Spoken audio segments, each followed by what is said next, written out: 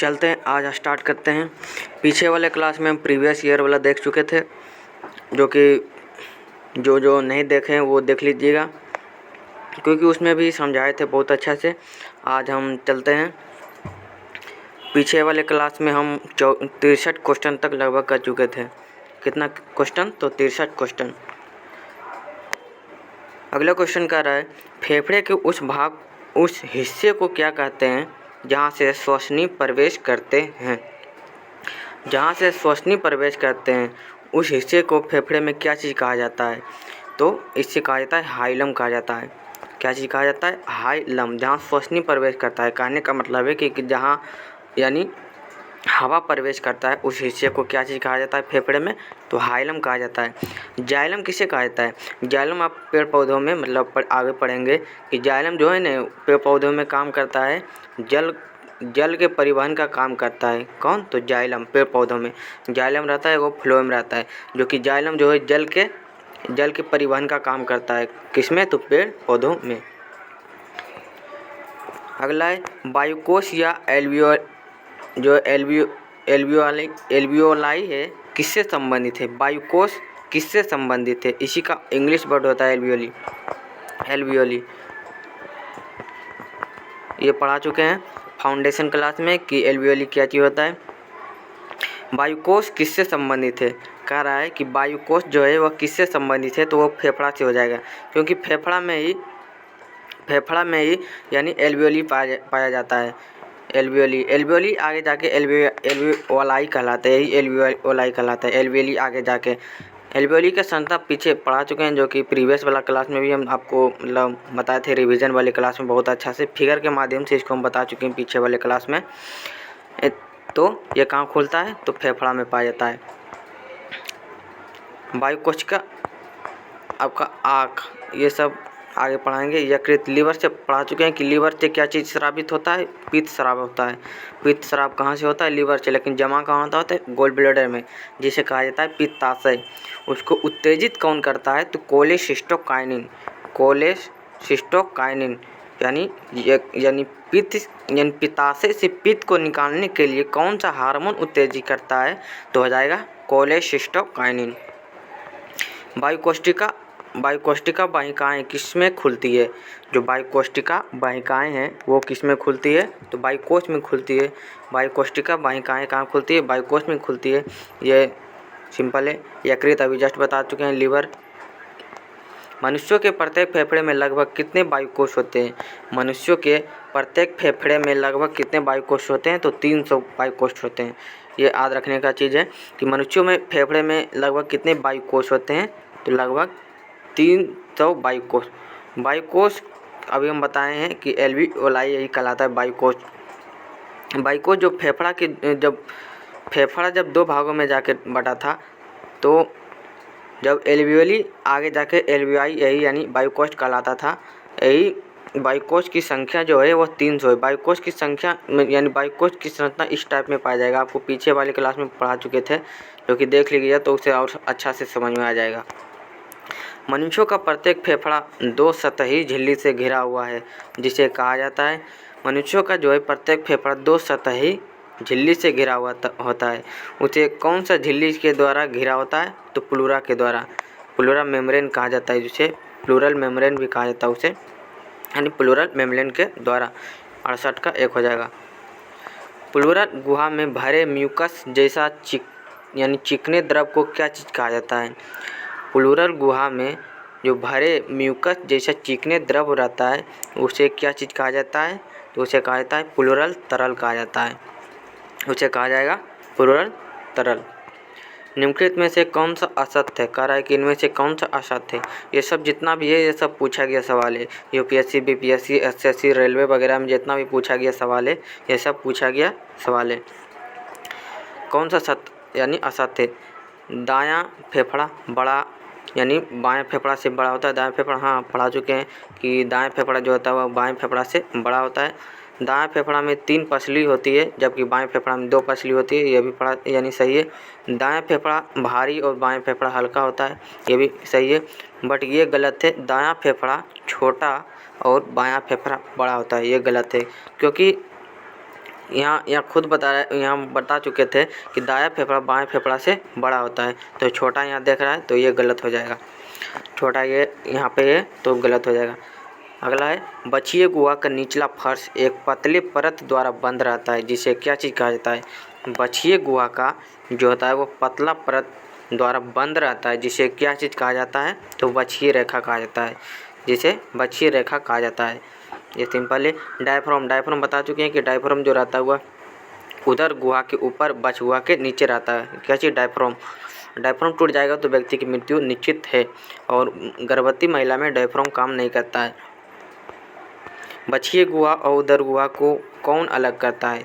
बछिए गुहा और उदर गुहा को कौन अलग करता है? तो डायफ्राम बता चुके हैं। बछिए गुहा और उदर गुहा को कौन अलग करता है? तो डायफ्राम। उदर गुहा के नीचे और बछिए गुहा के ऊपर रहता है कौन? तो डायफ्राम। लीवर यकृत अभिजात बताएं कि पित्त का निर्माण करता है लीवर। और फेफड़ा लंग्स जिसे कहा जाता है फेफड़ा ही आगे जाके जो कि एल्वियोली पाया जाता है। किसमें? तो फेफड़ा में ही पाया जाता है एल्वियोली। मनुष्य में कुल पसलियों की संख्या कितनी है? मनुष्य में पसलियों की संख्या कितनी है? 24। पसलियों को कहा जाता है रिब्स, जिसे कहा जाता है इंग्लिश में आपको कभी कभी इंग्लिश दे देगा कि मनुष्य में रिब्स की संख्या कितनी है, तो हो जाएगा 24। रिब्स कहने का मतलब है कि जो छाती रहता है ना, छाती में ही रिब्स यानी पाया जाता है, जो कि आगे क्लास में हम पढ़ाएंगे आपको और अच्छा से, यानी रिब्स कहाँ यानी रहता है, कितना रहता है, आगे वाले क्लास में फाउंडेशन चलेगा तब। अभी क्योंकि ये हड्डी वगैरह में यानी जाता है, यानी ये हड्डी चैप्टर जब पढ़ेंगे उसमें, यानी हड्डी जब अध्याय में पढ़ेंगे तो उस समय हम बताएंगे आपको। अगला क्या है? शोषण। अंतः शोषण के दौरान निम्न में से क्या होता है? अंतः जब शोषण होता है तो उसमें क्या चीज़ होता है? अंतः शोषण के दौरान क्या चीज़ यानी होता है? तो ये पसलियाँ संकुचित होकर ऊपर और बाहर की ओर गति करती है। हाँ, ये पसलियाँ संकुचित हो जाती है, पसलियाँ संकुचित होकर ऊपर और बाहर की ओर गति करती है अंतः शोषण के दौरान। अंतः शोषण की यानी उसे कहा जाता है जब शोषण बाहर छोड़ते हैं। डायफ्राम यानी चपटा हो जाता है और बछिए गुहा का आयतन बढ़ जाता है, ये भी सही है। फेफड़ा में वायुदाब कम हो जाता है, फेफड़ा में जो रहता है वो वायुदाब कम हो जाता है, ये भी सही है, यानी इनमें से सभी सही हो जाएगा। चलते हैं। उच्छ्वास के दौरान निम्न में से क्या होता है? श्वासोच्छ्वास यहाँ पे लिखना चाहिए, मगर उच्छ्वास के दौरान क्या चीज़ होता है? तो पसलियाँ शिथिलित होकर नीचे और अंदर की ओर गति करती है, तो ये भी सही है। वही उच्छ्वास कहने का मतलब है कि वही श्वास को जब हम उच्छ्वास कहने का मतलब कि जब हम उच्छ्वास लेते हैं तो पसलियाँ शिथिलित होकर और नीचे अंदर की ओर करती है। डायफ्राम गुंबद के समान हो जाती है। डायफ्राम जो रहता है वो हमारा डायफ्राम वो गुंबद के समान हो जाता है और बछिए गुहा का आयतन घट जाता है। फेफड़ा में वायुदाब अधिक हो जाता है, फेफड़ा में जो रहता है वह वायुदाब अधिक हो जाता है, ये सभी हो जाएगा इनमें से सभी। उच्छ्वास करने का मतलब है कि जब हम श्वास को लेते हैं, उच्छ्वास उसे कहा जाता है जब हम श्वास को अंदर लेते हैं। चलिए अगला क्वेश्चन चलते हैं। अगला है पसलियों के मध्य पाए जाने वाले पेशी को क्या कहा जाता है? पसलियों के जो मध्य पाए जाते हैं वो उस पेशी को क्या चीज़ कहा जाता है? तो पेशी है उच्छ्वास पेशी, हाँ ये भी सही है। अंतरपार्श्विक पेशी, ये भी सही है। बाह्य अंतरपार्श्विक पेशी, ये भी सही है, यानी 76 का भी इनमें से सभी हो जाएगा। जब हम अंतः शोषण करते हैं तो डायफ्राम का रेडियल पेशी जो होता है वह क्या चीज़ होता है? अंतः शोषण। जब हम अंतः शोषण करते हैं तो उस समय जब हम श्वास को अंदर लेते हैं तो डायफ्राम का रेडिकल क्या होता है, यानी रेडिकल पेशी जो होता है वो क्या चीज़ होता है? तो सिकुड़ जाता है। क्या चीज़ होता है? सिकुड़ जाता है। अंतः शोषण करने का मतलब है कि श्वास को जब हम अंदर लेते हैं तो सिकुड़ जाता है डायफ्राम का। निम्न से किसे बाह्य शोषण में शामिल नहीं किया जा सकता है? बाह्य शोषण में शामिल किसे नहीं किया जा सकता है? तो ये सांस लेना, इसे शामिल किया जा सकता है। फुसफुस और रक्त के बीच श्वसन गैसों का आदान प्रदान, इसे भी शामिल किया जा सकता है। रक्त और कोशिकाओं के बीच श्वसन गैस का आदान प्रदान, रक्त और कोशिकाओं के बीच जो होता है ना श्वसन का आदान प्रदान, उसे हम शामिल नहीं करते हैं, तो इसका आंसर हो जाएगा 78 का बी हो जाएगा। फेफड़े के अंदर रुधिर के साथ गैसों का विसरण प्रक्रिया से आदान प्रदान कहाँ पर होता है? जो होता है फेफड़े के अंदर रुधिर, यानी रुधिर किसे कहता है? जैसे ब्लड के साथ गैसों का विसरण प्रक्रिया से आदान प्रदान कहाँ यानी होता है? तो यह हो जाएगा एल्वियली में। एल्वियली, जब एल्वियोलाई आगे जाता मतलब जब ये एल्वियोलाई जो होता है ना एल्वियली, ये ब्रोंकियल्स आगे जाके एल्वियली में बढ़ जाता है, यानी इसका हो जाएगा एल्वियली। शरीर में गैसों का विनिमय यानी किसके अंतर के कारण होता है? यहाँ कह रहा है कि शरीर में गैसों का विनिमय दाब के अंतर के कारण होता है। किसके कारण? दाब के अंतर के कारण होता है शरीर में गैसों का विनिमय। हमारे शरीर में रुधिर और कोशिकाओं के बीच गैसों का आदान प्रदान को क्या कहा जाता है? रुधिर और कोशिकाओं कहने का मतलब है कि ब्लड और सेल के बीच गैसों के आदान प्रदान को क्या चीज़ कहा जाता है? तो कोशिकीय श्वसन कहा जाता है। कोशिकीय श्वसन यानी रुधिर और कोशिकाओं के बीच के गैसों के आदान प्रदान कोशिकीय श्वसन के दौरान होता है। अगला क्या है? निम्न में से कौन हमारे रुधिर में पाया जाता है? तो ये हो जाएगा हीमोग्लोबिन। ये सिंपल क्वेश्चन है। निम्न में से कौन हीमोग्लोबिन का घटक है? हीमोग्लोबिन का कह रहा है कि इनमें से कौन हीमोग्लोबिन का घटक है? तो ग्लोबिन, प्रोटीन, हेमेटिन और हीम, ये सभी है, यानी ये भी दोनों हो जाएगा। ग्लोबिन प्रोटीन भी है और हेमेटिन या हीम भी है। किसका? तो हीमोग्लोबिन का घटक तो ग्लोबिन, प्रोटीन और हेमेटिन या हीम हो जाएगा। हमारे शरीर में सबसे ज़्यादा ऑक्सीजन का परिवहन कौन करता है? हमारे शरीर में सबसे ज़्यादा ऑक्सीजन का परिवहन कौन करता है? तो रुधिर, जिसे कहता है रुधिर का हीमोग्लोबिन। यानी हमारे शरीर में सबसे ज़्यादा ऑक्सीजन का परिवहन कौन करेगा? तो हीमोग्लोबिन करेगा। रुधिर में जो रहता है वह हीमोग्लोबिन वही करता है। हीमोग्लोबिन ऑक्सीजन के साथ अभिक्रिया करके ऑक्सी हीमोग्लोबिन का निर्माण करता है। हीमोग्लोबिन जब ऑक्सीजन की अभिक्रिया करता है तो ऑक्सी हीमोग्लोबिन का निर्माण करता है, यानी HbO2। ऑक्सी हीमोग्लोबिन का बनना कौन सी परिवर्तन है? ऑक्सी हीमोग्लोबिन जो बनता है तो कौन सा परिवर्तन के कारण बनता है? तो भौतिक परिवर्तन, यानी भौतिक परिवर्तन किसे कहा जाता है? भौतिक परिवर्तन कहने का मतलब है कि जब हीमोग्लोबिन को ऑक्सीजन से अभिक्रिया कराते हैं तो ऑक्सी हीमोग्लोबिन बनता है, तो ऑक्सी हीमोग्लोबिन को भी तोड़ देता है। तो यानी दोबारा भौतिक परिवर्तन कहने का मतलब है कि जो दोबारा यानी बन सके उसी को कहा जाता है भौतिक परिवर्तन। रासायनिक परिवर्तन कहने का मतलब है जो दोबारा नहीं बन सके, यानी निक मतलब हो जाता है नहीं। तो यानी इस तरह से याद रखिए कि रासायनिक में दोबारा नहीं बनेगा, भौतिक में दोबारा बनेगा। अगला है, एक हीमोग्लोबिन अपने साथ कितने अणु को बांध कर रखता है? एक हीमोग्लोबिन अपने साथ कितने ऑक्सीजन के अणु को बांध कर रखता है? कितने हो जाएगा? तो एक हीमोग्लोबिन अपने साथ कितने ऑक्सीजन के अणु बांध कर रखता है? तो हो जाएगा इसका 2 हीमोग्लोबिन, क्योंकि HbO2 होता है। HbO2 तो ऑक्सीजन कितना? 2 बांध कर रखता है। कौन? तो हीमोग्लोबिन। चलते हैं आगे क्वेश्चन। अगला कह रहा है कि हमारे शरीर में प्लाज्मा में घुलकर लगभग कितने प्रतिशत ऑक्सीजन का परिवहन करता है? हमारे शरीर में प्लाज्मा में घुलकर लगभग कितने प्रतिशत ऑक्सीजन का परिवहन करता है? तो लगभग 1 से 3% हो जाएगा, यानी लगभग 1 से 3%। हमारे शरीर में प्लाज्मा में घुलकर लगभग कितने प्रतिशत ऑक्सीजन का परिवहन करता है? तो 1 से 3%। ये याद रखने का चीज़ है। हमारे शरीर में कार्बन डाइऑक्साइड का परिवहन किस रूप में होता है? कह रहा है कि हमारे शरीर में कार्बन डाइऑक्साइड का परिवहन किस रूप में होता है? तो कार्बनिक अम्ल के रूप में। हाँ, ये भी सही है। सोडियम या पोटेशियम बाइकार्बोनेट के रूप में, कार्बिनो हीमोग्लोबिन के रूप में, ये भी सही है। तो इनमें से सभी हो जाएगा। किसका? तो कार्बन डाइऑक्साइड का। कार्बन डाइऑक्साइड के परिवहन के लिए कार्बनिक अम्ल का निर्माण कहाँ पर होता है?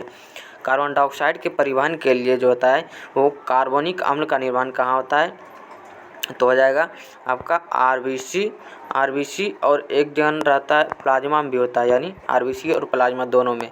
कार्बन डाइऑक्साइड के परिवहन के लिए कार्बनिक अम्ल का निर्माण होना क्या चीज़ हो जाएगा? यानी आरबीसी और प्लाज्मा में होता है कार्बनिक अम्ल का निर्माण। आरबीसी में बाइकार्बोनेट के निर्माण के लिए कौन सा एंजाइम सहायक है? जो आरबीसी है, आरबीसी ब्लड में, आरबीसी का फुल फॉर्म क्या चीज़ होता है? Red blood corpus. आरबीसी में बाइकार्बोनेट के निर्माण के लिए कौन सा एंजाइम सहायक होता है? तो हो जाएगा कार्बोनिक एनहाइड्रेट।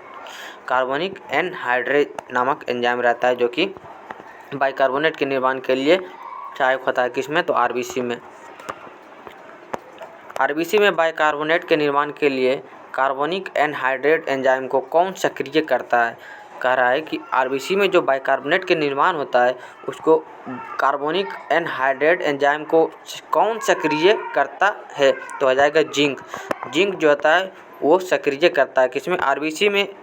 किसको यानी सक्रिय करता है? तो आरबीसी में जो बाइकार्बोनेट के निर्माण के लिए होता है ना, कार्बोनिक एनहाइड्रेट एंजाइम को सक्रिय करता है। कौन? तो जिंक हो जाएगा।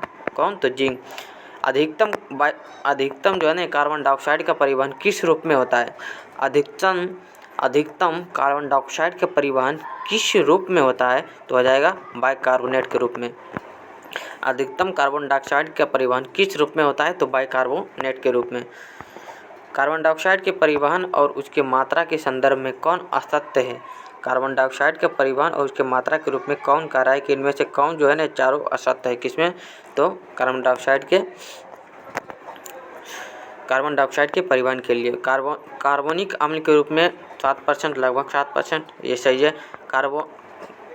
बाइकार्बोनेट के रूप में 70%, ये भी सही है। कार्बिनो हेमोग्लोबिन के रूप में 23%, लगभग 23%, ये भी सही है। तो हो जाएगा इनमें से कोई नहीं, तो ये आंसर हो जाएगा डी। चलिए, निम्न में से कौन सा एक हमारे शरीर में श्वसन वर्णक है? कह रहा है कि कौन सा एक श्वसन वर्णक है? तो ये हीमोग्लोबिन हो जाएगा, क्योंकि वर्णक के रूप में कहा हीमोग्लोबिन का यानी रेड कलर का होता है। बिलिरुबिन कहाँ पाया जाता है? जब अपशिष्ट पदार्थ के रूप में जब हमारे मल निकलता है तो उसका जो कलर रहता है पीला रंग का, वह किसके कारण? तो बिलिरुबिन के कारण। क्लोरोफिल पेड़ पौधों में पाया जाता है क्लोरोफिल। निम्न में से कौन सी एक जहरीली गैस है? कह रहा है कि इनमें से कौन सी एक जहरीली गैस है? Carbon monoxide. आप सभी लोग जानते होंगे कि कार्बन मोनोऑक्साइड जहरीली गैस है। और ये गोताखोर लोग जो होता है ना, वह ऑक्सीजन के साथ नाइट्रोजन का उपयोग करता है। कब? जब वह अधिकतम गहराई तक नहीं जाता है, यानी जब कम गहराई तक जाने को रहता है तो ऑक्सीजन के साथ नाइट्रोजन का उपयोग करता है। कौन? तो गोताखोर। गोताखोर कहने का मतलब है कि जो समुद्र वगैरह में जो डुबकी लगाता है उसी को कहा जाता है गोताखोर। और जब अधिकतम गहराई तक जाता है तो ऑक्सीजन के साथ हीलियम का उपयोग करता है। इसका हीलियम का, ऑक्सीजन के साथ हीलियम का उपयोग करता है। कौन? तो गोताखोर लोग। कार्बन मोनोऑक्साइड प्लस हीमोग्लोबिन मिलकर क्या चीज़ बनाता है? कार्बन मोनोऑक्साइड और हीमोग्लोबिन मिलकर क्या चीज़ बनाता है? कार्बन डाइऑक्साइड और हीमोग्लोबिन मिलकर दोनों क्या चीज़ बनाता है? तो कार्बोक्सी हीमोग्लोबिन बना लेता है। क्या चीज़? Carboxyhaemoglobin. Carbon monoxide CO plus यानी Hb जब बनाता है तो कार्बोक्सी हीमोग्लोबिन HbCO3 बना लेता है। चलिए अगला क्वेश्चन चलते हैं। अगला है कार्बोक्सी हीमोग्लोबिन का बनना एक क्या चीज़ है? कार्बोक्सी हीमोग्लोबिन का बनना एक क्या चीज़ है? तो अस्थायी परिवर्तन है। कार्बोक्सी हीमोग्लोबिन का बनना यानी HbCO3 का बनना क्या चीज़ है? एक अस्थायी परिवर्तन है। मनुष्य में सांस लेने की दर है। मनुष्य में सांस जो लेता है वह कितना बार सांस लेते हैं? 1 मिनट में कितना बार सांस लेते हैं मनुष्य? तो लगभग 20 से 25 बार, यानी कहने का मतलब 16 से 18 बार भी कह सकते हैं। 16 से 18 बार, ऐसे ज़्यादा मारिएगा, 16 से 18 बार पर मिनट। सामान्य श्वसन के दौरान लगभग कितनी वायु हमारे फेफड़ा में जाती है? सामान्य श्वसन के दौरान लगभग कितना वायु हमारे फेफड़ा में जाता है? तो आ जाएगा 500 ml। 500 ml वायु लगभग हमारे फेफड़े में जाता है। कौन? तो सामान्य श्वसन के दौरान। शरीर के अंदर रुधिर और जो मतलब हम आपको बता देते हैं कि जो ऑप्शन में मतलब रहेगा बताने लायक उसको हम बता देंगे, जो बताने लायक नहीं रहेगा उसको हम नहीं बताएंगे, क्योंकि ऑप्शन से ज़रूरी होता है रिलेट करके। अगर जो आप मतलब कोई भी चीज़ अगर जो आप रिलेट करके याद रखिएगा तो बहुत समय तक याद रहता है। शरीर के अंदर रुधिर और उत्तक या रुधिर कहने का मतलब है कि ब्लड और उत्तक या कोशिकाओं के बीच होने वाले गैसीय विनिमय को क्या चीज़ कहा जाता है? तो आंतरिक श्वसन। इसे कहा जाता है आंतरिक श्वसन। निम्न में से किसे कोशिकीय श्वसन भी कहा जाता है? यानी किसे कोशिकीय श्वसन भी कहा जाता है? तो आंतरिक श्वसन को। आंतरिक श्वसन को कोशिकीय श्वसन भी कहा जाता है। किसको? आंतरिक श्वसन को। और बाह्य श्वसन को क्या चीज़ कहा जाता है? बता चुके हैं पीछे वाले इन फाउंडेशन क्लास में कि बाह्य श्वसन को क्या चीज़ कहा जाता है, जबकि कोशिकीय श्वसन को आंतरिक श्वसन और बाह्य श्वसन को फेफड़ा में। यानी कहने का मतलब कि फेफड़ा में बाह्य श्वसन की क्रिया होती है। कहाँ? तो फेफड़ा में।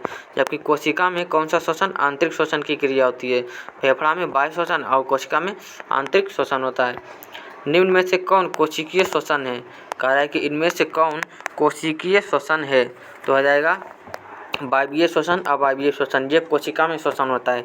कौन? तो वायवीय श्वसन और अवायवीय श्वसन, ये दोनों होता है कहाँ? तो कोशिका में, यानी ए और बी दोनों हो जाएगा। कोशिकीय श्वसन का पहला चरण क्या कहलाता है? कोशिकीय श्वसन का पहला चरण क्या कहलाता है? कोशिकीय श्वसन का पहला चरण क्या कहलाता है? क्या कहलाता है? तो ग्लाइकोलाइसिस। सभी लोग जानते होंगे कि कोशिकीय श्वसन का जो पहला चरण होता है वो ग्लाइकोलाइसिस के दौरान ही एटीपी का निर्माण होता है। ग्लाइकोलाइसिस का अर्थ है, ग्लाइकोलाइसिस का क्या चीज़ अर्थ है? ग्लूकोज का टूटना और पायरुविक अम्ल का बनना, ये सही हो जाएगा। ग्लूकोज का बनना और पायरुविक अम्ल का बनना, ये गलत हो जाएगा।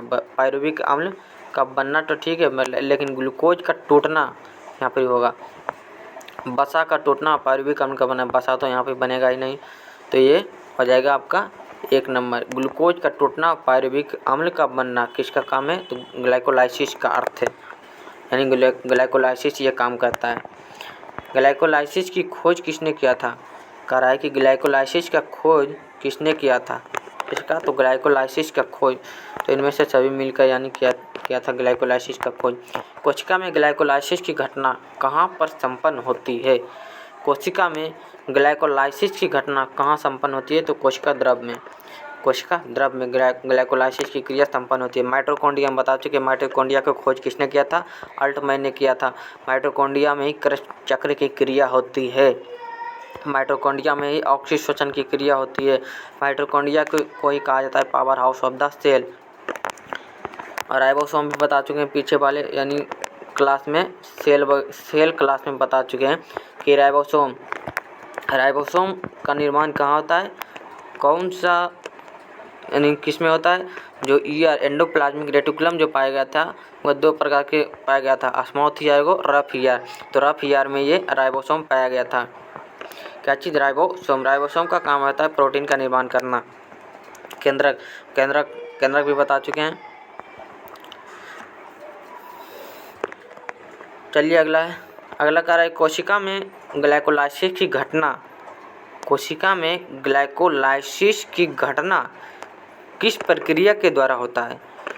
तो अवायवीय श्वसन के दौरान, क्योंकि ये कोशिका में जो ग्लाइकोलाइसिस की घटना होती है वो अवायवीय श्वसन के कहने का मतलब है कि ऑक्सीजन की अनुपस्थिति में होता है। ये कोशिका में ग्लाइकोलाइसिस की घटना अवायवीय प्रक्रिया के द्वारा ही होता है। चलिए आगे क्वेश्चन चलते हैं। अगला कह रहा है निम्न में से कौन सी घटना वायवीय श्वसन और अवायवीय श्वसन दोनों में घटित होती है? अभी जस्ट बताए थे कि अवायवीय श्वसन एवं वायवीय श्वसन दोनों की घटना किस में होती है? तो ग्लाइकोलाइसिस में होती है। एक ग्लूकोज अणु में कितने कार्बन परमाणु होता है? ग्लूकोज का सूत्र क्या चीज़ होता है? C6H12O6 हो जाएगा। तो कार्बन कितना हो जाएगा? 6, तो 6 हो जाएगा। Hydrogen 12, oxygen 6। यही ग्लूकोज ऑक्सीजन के साथ मिलकर कार्बन डाइऑक्साइड, जल और 686 कैलोरी ऊर्जा का निर्माण करता है। बता चुके हैं पीछे वाले क्लास में। जीवों में उत्पन्न ऊर्जा किस रूप में संचित रहती है? एटीपी के रूप में, यानी 38 एटीपी के जो रूप में रहता है वही एटीपी के रूप में जीवों में संचित ऊर्जा रहती है। निम्न में से किसे एनर्जी करेंसी के रूप में जाना जाता है? किसे एनर्जी करेंसी के रूप में जाना जाता है? एनर्जी करेंसी के रूप में किसे जाना जाता है? तो एटीपी को ही जाना जाता है। इसी को एनर्जी करेंसी के रूप में जाना जाता है। ग्लाइकोलाइसिस का अंतिम उत्पाद क्या होता है? सॉरी भाई, रुक जाइए थोड़ा सा। बोल रहा था बोल रहे थे कि ग्लाइकोलाइसिस का अंतिम उत्पाद क्या होता है।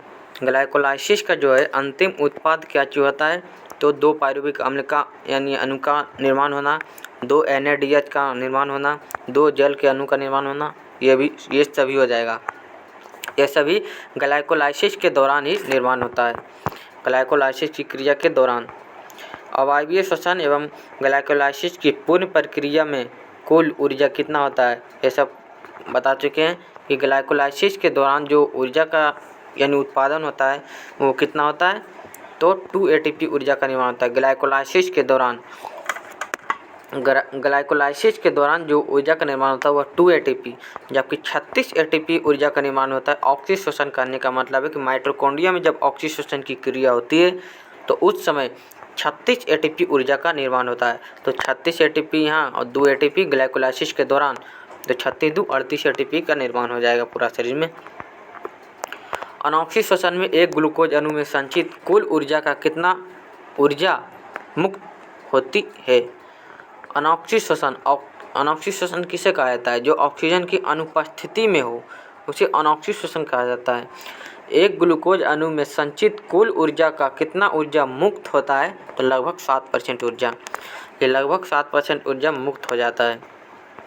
खमीर या जीवाणुओं के अंदर ऑक्सीजन की अनुपस्थिति में ग्लाइकोलाइसिस के दौरान उत्पन्न पायरुविक अम्ल किसमें परिवर्तित हो जाता है।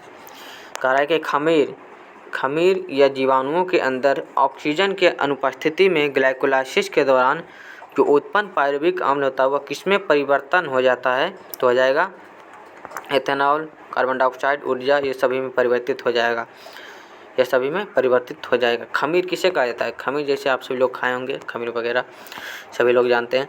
जंतुओं के पेशी कोशिकाओं में यानी ऑक्सीजन की कमी में ग्लाइकोलाइसिस के दौरान उत्पन्न पायरुविक अम्ल किसमें परिवर्तित हो जाता है, यानी किसमें परिवर्तित हो जाएगा, तो ये लैक्टिक अम्ल और दोनों में परिवर्तित हो जाता है। और इथाइल अल्कोहल का सूत्र क्या चीज़ होता है, ethyl alcohol C2H5OH, alcohol C2H5OH। Lactic अम्ल कहाँ पाया जाता है, जहाँ जोड़ पर लैक्टिक अम्ल की कमी से ही मतलब गठिया नामक रोग हो जाता है, तो ये हो जाएगा, ये और भी दोनों हो जाएगा। मांसपेशियों में किस अम्ल के एकत्रित होने से थकावट आती है, अभी जस्ट बताते हैं लैक्टिक अम्ल के कारण, लैक्टिक अम्ल के कारण ही थकावट आती है, किसमें, मांसपेशियों में। लैक्टिक अम्ल के एकत्रित जब हो जाता है जोड़ करने का मतलब है कि केहूनी या फिर ठेहुना वगैरह में, तो यही लैक्टिक अम्ल यानी एकत्रित हो जाता है तो थकावट महसूस आने लगती है। वायवीय श्वसन की घटना कहाँ होती है, वायवीय श्वसन की घटना कहाँ होती है, ये बता चुके हैं कि माइटोकॉन्ड्रिया में वायवीय श्वसन कहने का मतलब है कि ऑक्सी श्वसन भी इसे कहा जा सकता है, यानी माइटोकॉन्ड्रिया में ऑक्सी श्वसन की क्रिया होती है, ऑक्सी श्वसन को ही कहा जाता है वायवीय श्वसन। माइटोकॉन्ड्रिया अभी जस्ट बताए थे कि माइटोकॉन्ड्रिया का खोज अल्टमैन ने किया था, किसने किया था, अल्टमैन ने। माइटोकॉन्ड्रिया में क्रेब्स चक्र की क्रिया होती है, कहाँ, तो माइटोकॉन्ड्रिया में। माइटोकॉन्ड्रिया को ही कहा जाता है power house of the cell. Lysosome को क्या चीज़ कहा जाता है, तो कोशिका का आत्महत्या की थैली कहा जाता है, यानी आत्महत्या की थैली लाइसोसोम को कहा जाता है। साइटोप्लाज्म ये सब पाया जाता है, साइटोप्लाज्म। केंद्र की खोज किसने किया था, ब्राउन ने किया था, रॉबर्ट ब्राउन, ये सब बता चुके हैं। चलिए आगे चलते हैं। अगला क्वेश्चन कह रहा है कि ग्लूकोज जो है कोशिका द्रव में पायरुविक अम्ल में टूट जाता है, पायरुविक अम्ल के बाद कार्बन डाइऑक्साइड और जल और ATP का निर्माण होता है, यानी कितना ATP ऊर्जा का निर्माण होता है, यहाँ कह रहा है कितना ATP ऊर्जा का निर्माण होता है। तो यहाँ कह रहा है कि ग्लूकोज जो है जब पायरुविक अम्ल में बदलता है, जब पायरुविक अम्ल कार्बन डाइऑक्साइड और जल और 38 ATP ऊर्जा का निर्माण यहीं पे होता है। कितना ATP, 38 ATP ऊर्जा का निर्माण होता है। ATP का पूर्ण रूप क्या है, ATP का पूर्ण रूप क्या है, एडेनोसाइन ट्राइफॉस्फेट हो जाएगा, एडेनोसाइन ट्राइफॉस्फेट। अगला कह रहा है E1 वायवीय श्वसन में उत्पन्न ऊर्जा E1 है और अवायवीय श्वसन में उत्पन्न ऊर्जा E2 है, तो निम्न में से कौन सा सही है, यानी कौन होगा वायवीय श्वसन में उत्पन्न ऊर्जा है E1 और अवायवीय श्वसन में उत्पन्न ऊर्जा है E2। तो कह रहा है कि इनमें से कौन होगा सही। तो वायवीय श्वसन अवायवीय श्वसन से उत्पन्न ऊर्जा से अधिक होगा। किसमें? वायवीय श्वसन में, क्योंकि वायवीय श्वसन के दौरान यानी 36 एटीपी ऊर्जा का निर्माण लगभग होता है। कहाँ? तो माइटोकॉन्ड्रिया में। वायवीय श्वसन को ही कहा जाता है ऑक्सी श्वसन, अभी जस्ट बताए थे। तो 36 एटीपी यानी ऊर्जा का निर्माण होता है। किसमें ज़्यादा हो जाएगा? तो वायवीय श्वसन में। अमीबा में श्वसन अंग कौन सा है? अमीबा में जो है ना श्वसन अंग, अमीबा में श्वसन अंग कौन हो जाएगा? कोशिका झिल्ली। अमीबा में श्वसन अंग कोशिका झिल्ली। अमीबा किससे चलता है? कुटपाद। सामान्य श्वसन क्रिया के दौरान अंतःश्वसन या निःश्वसन वायु के आयतन को क्या कहा जाता है? यानी श्वास जब अंदर लेते हैं या बाहर छोड़ते हैं तो उस यानी आयतन को क्या चीज़ कहा जाता है? ज्वारीय आयतन कहा जाता है, उसे ज्वारीय आयतन कहा जाता है। अगला कह रहा है अंतःश्वसन, अगला कह रहा है अंतःश्वसन क्षमता, यानी अंदर जब हम सांस लेते हैं तो उसकी क्षमता क्या चीज़ कहलाती है? जब हम सांस को अंदर लेते हैं तो उसकी क्षमता क्या चीज़ कहलाती है? अंतःश्वसनीय सुरक्षित आयतन। ये नहीं होगा, ये सीधे हो जाएगा ज्वारीय आयतन और अंतःश्वसनीय सुरक्षित आयतन प्रदान करता है। कौन? तो अंतःश्वसनीय आयतन, अंतःश्वसन क्षमता। क्योंकि ज्वारीय ऊर्जा तो दोनों में रहेगा, ज्वारीय आयतन के कन्फर्म में। जब श्वास को जब हम अंदर लेंगे तो अंतःश्वसन सुरक्षित आयतन यही न होगा, यानी श्वास को जब हम अंदर लेंगे तब। चलिए अगला है निःश्वसन क्षमता, यह भी उसी तरह से कर दीजिए। निःश्वसन ज्वारीय आयतन तो कन्फर्म होगा, निःश्वसन के दौरान ज्वारीय आयतन कन्फर्म होगा और निःश्वसन सुरक्षित आयतन ये भी कन्फर्म होगा। तो ये सिंपल है। वायु का वह आयतन जो बल पूर्वक निःश्वसन के बाद भी फेफड़ा में शेष बच जाता है वो क्या कहलाता है? निःश्वसन के दौरान जो फेफड़ा में यानी शेष बच जाता है उसे क्या चीज़ कहा जाता है? तो अपशिष्ट आयतन। जो बचेगा वो अपशिष्ट के रूप में कहलाया, यही यानी अपशिष्ट आयतन हो जाएगा। क्या चीज़ हो जाएगा? अपशिष्ट आयतन। वायु का वह आयतन जो बलपूर्वक निःश्वसन के बाद भी फेफड़ा में शेष बच जाता है वो क्या कहलाता है? अपशिष्ट आयतन कहलाया जाता है। चलिए अगला है निम्न में से कौन श्वसन का विकार है? कह रहा है कि इनमें से कौन जो है ना श्वसन का विकार है? कौन श्वसन का विकार है? तो काली खांसी श्वसन का विकार है। जबकि दम्मा, श्वसन का विकार कहने का मतलब है कि जब हम सांस को जब हम काली खांसी यानी खांसी जब होता है, सांस को जब हम बाहर छोड़ते हैं तो ऐसी कोई नहीं श्वसन का विकार हो जाता है। दम्मा यानी श्वसन का विकार उसे ही कहा जाता है जब हम सांस को जब हम बाहर छोड़ते हैं। दम्मा कब होता है? दम्मा कब होता है? जब हम आपको बताए थे कि जब एल्वियोली में एल्वियोली में जब मलगम जम जाता था उसे ही दम्मा यानी दम्मा हो जाता था। निमोनिया कब हो जाता था? जब एल्वियोली में पानी यानी जब एल्वियोली में जब वगैरह धूल कण वगैरह जाता था तो निमोनिया हो जाता था। यानी इसका हो जाएगा सही आंसर काली खांसी, क्योंकि ये सब हो रहा है यानी फेफड़ा के माध्यम से, ये सब फेफड़ा के माध्यम से, फेफड़ा में ही यानी एल्वियोली पाया जाता था। तो ये काली खांसी जो श्वसन का विकार है। चलिए अब हमारा पूरा समाप्त हो चुका है। जितना भी पूछा गया प्रीवियस ईयर का क्वेश्चन था ये सब करवा चुके हैं। ये हो जाएगा रेस्पिरेटरी सिस्टम का, रेस्पिरेटरी सिस्टम पूरा एंड हो चुका है। अगला क्लास में हम आगे जो भी पढ़ेंगे, आगे जो स्टार्ट होगा अगला क्लास में आगे वाली क्लास में स्टार्ट होगा न्यूट्रिशन जिसे कहा जाता है पोषक। बहुत मज़ा आएगा वो भी पढ़ने में। चलिए जितना भी पूछा गया सवाल था यूपीएससी बीपीएससी एसएससी रेलवे वगैरह में सब करवा चुके हैं रेस्पिरेटरी सिस्टम का। ये सब बिहार पुलिस में भी पूछा गया है लगभग ये क्वेश्चन। अब एंड हो चुका है। सभी को जय हिंद जय भारत। जो नए जुड़े हैं वो जरूर सब्सक्राइब कर लें। बाकी बात अगला क्लास में।